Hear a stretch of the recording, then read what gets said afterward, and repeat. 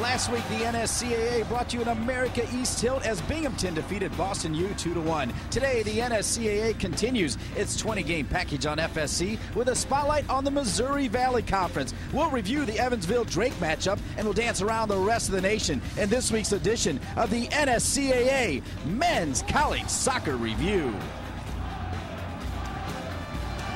Hello, everybody. I'm Dean Linke, along with my broadcast partner, Keith Tabatsnik. We are in Evansville getting ready for this all-important Missouri Valley Conference match. And we saw a team in the Missouri Valley Conference when we started this campaign at Bradley. They're at the bottom of the table. These two teams looking to make a run. Yeah, well, they are. In fact, you just talk about Bradley at the bottom. It's Bradley and Creighton that you usually talk about in the Missouri Valley Conference. But right now, Drake's on the top. They're 24th in the country. Evansville, they need to get a big win. They don't have that signature win yet this year. This could be it for them tonight. And they really need to get something going if they're going to get onto the bubble. I think on the outside looking in right now, they need this win tonight. How about Drake, though? Sean Holmes got him in the NCAA tournament for the first time ever last year. Yeah, I'll tell you, it's one thing to get in. It's a tremendous accomplishment. It's really hard to get back in it the second year in a row because people aren't surprised by it anymore. He's done a great job. They have 7 shutouts. They got a number of players that score goals, a couple Mac Hermann Trophy candidates as well. It'll be an exciting team to watch. Well, it really allows us then to turn to the subject of parity because even in this region, you're seeing teams like Drake and Butler and Evansville making big runs. Yeah, and I think that we said this at the beginning of the year, actually, in our first review show, how there is parity, and it's an overused word, but it's so true. That's the reason it's overused, because there's so much of it.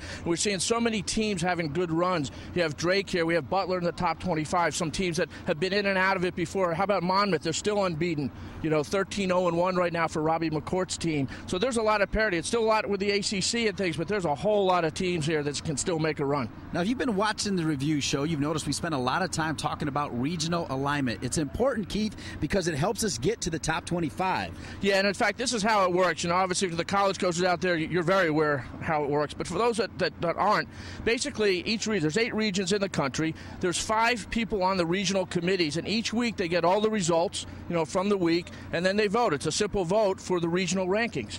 And right now, Drake is number 2 in the Midwest region, and number 7 for Evansville in this region. And then what happens, there is a national person for each region that does the national rankings. So one person from each of these 8 regions, they vote for the national rankings, and that's how the rankings go. It's different than the NCAA tournament selection. There's a separate committee for that, sometimes with an overlap, sometimes not. All right, I'll tell you what, you mix it all together, and that gives you now the NSCAA top 25. So let's roll to it now. And how about the Akron Zips? They keep taking on Big Ten teams, and they keep demolishing them. They whipped the Michigan Wolverines 5-1. Yeah, but not only whipped them 5-1, their first win in Ann Arbor as well. And, Caleb Porter, they're 14-0-0 and just keep going. Congratulations to Jorge Salcedo, but then it's 3 ACC schools. Not only 3 ACC schools, but Wake Forest number 3 and Maryland number 5. They play this weekend. Big match for the ACC. How about Louisville? Speaking of whipping up on Big Ten schools, they knock off Indiana 4-0. Yeah, 4-0 midweek. They play Rutgers this weekend, and now it also makes it really big for Mike Freitag's Indiana to get results this weekend. Your old foe, Ray Reed at UConn, getting it done. Big win over Yale. Yeah, 6 in a row, 6 shutouts in a row as well.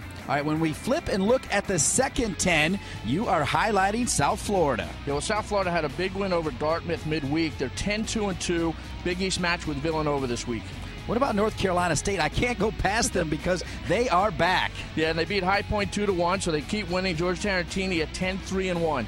Tim Lenahan and the Northwestern Wildcats with the big cat, Misha Rosenthal. Yeah, and they 1-0 over Loyola, Illinois this week, but they're the ones who have the big game with Indiana. I mean, it's a bigger game for Indiana, really. Indiana's got to win that to stay alive. John Kerr's Duke team beat Navy 3-0. California is at number 20. Yeah, in California, they play UCLA and San Diego State. That's a huge weekend for them. And let's just go back to Duke quickly. John Kerr Jr., that was his 100th career victory, too. Congratulations to him. And in the final 5, Stanford, UC Irvine, and how about Butler? Yeah, and there's Butler. 3-1 win over Big East foe DePaul. 10-1-1 for Butler. And we're spotlighting the Drake Bulldogs because we're right here in Evansville. They play Drake. Yeah, they played Drake, and just 2 nights ago they beat Eastern Illinois 3-0, one of their 7 shutouts. And the Buckeyes tied West Virginia 0-0. A lot of great players last week in NCAA Division I, but this is the NSCAA Player of the Week. Yeah, this is Brian Perk, from UCLA, the goalkeeper there. Brian just comes back from the under-20s in Egypt, and he gets a couple shutout